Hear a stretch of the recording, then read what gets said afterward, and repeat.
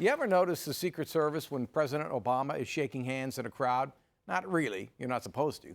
Warriors assistant Bruce Fraser has that same effect. Kind of anonymous, but extremely vital to Golden State's operation. My buddy Judd Bushler wants to do a 30 for 30 called Who is Bruce Fraser? Bruce Fraser has worn a few different hats during his basketball odyssey. The latest might be his most rewarding.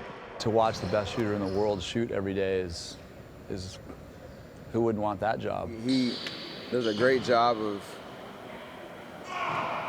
kind of reading my body language and my mood and stuff without me even saying anything. Fraser is essentially attached to Curry's hip, passing, rebounding, and giving feedback. Arguably the most important assistant in the league, and a former teammate at the University of Arizona with Steve Kerr, who gave him the nickname Q.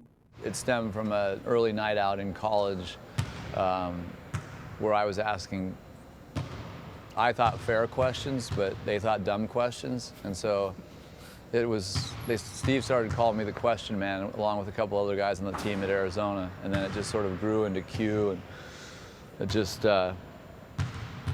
once I knew it was sticking once guys were calling for the ball, yelling Q, Q. What kind of questions were they? Does coach check on our rooms? Like, you know, we have to keep our rooms, our dorm room clean. Do the coaches come by? Like, just stupid stuff. Like, what, you know, can I have beers in my refrigerator? Is that all right or no? Fraser was the inspiration to a few nicknames with the Wildcats in the mid-'80s. What else was a reserve supposed to do? Physically, like, you're not warm, and so I would come off the bench and just feel like I just termed it as a Gumby. I told Steve I felt like a Gumby. And so he and I were actually at a convenience store one day, and on the counter was like a tub of Gumbies for 99 cents. And so I said, I gotta get one of these. I used to wear it in my sock, like with just this part of the, you know. And one time I was in the game and I got hit going to the basket and went down, and the Gumby came flying out, and the ref's like looking down, he sees the Gumby and he's like, oh, that's mine, sorry. Went over, picked it up, put it back in. And from that point on, players off the bench were called the Gumbies and gave Fraser his 15 minutes of fame. W-I-L-D, Cats, W-I-L-D, Wildcats. Certainly not the Super Bowl shuffle, but the Wildcats became the toast of Tucson. We're the Cats, we play out west, and we're working hard to be our best. There's not a lot of flow to our lines. It's a little white. I mean, it's, you know, you can be white and have flow, but there's no flow to our rap. W-I-L-D, Cats. No one instructed us. So that sort of was, in a small bowl, a popular thing for a short time. Something that you'd like to bury if you could. Fraser's stay in front of the camera was short-lived, choosing to work off camera, helping to compose film scores in Hollywood.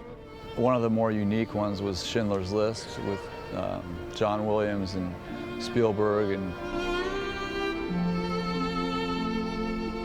we actually recorded some of that music before the movie was shot to create scenes in Auschwitz for those camps, which was pretty powerful. But Fraser's path led him to basketball, and as long as Kerr has a job, Fraser might too. It was Fraser who introduced Kerr to his wife Margot 30 years ago. Steve behaved himself? Yeah, of course. He's straight down the middle. Today, the question man is more of an answer man for Golden State, even doling out a few for the league MVP. I'm not trying to be a Misto philosopher, but I like to do other things. That was Steph yelling at me. It's making fun of me doing an interview. He doesn't know I could crush him. Now you know who that guy is, always with Steph Curry pregame.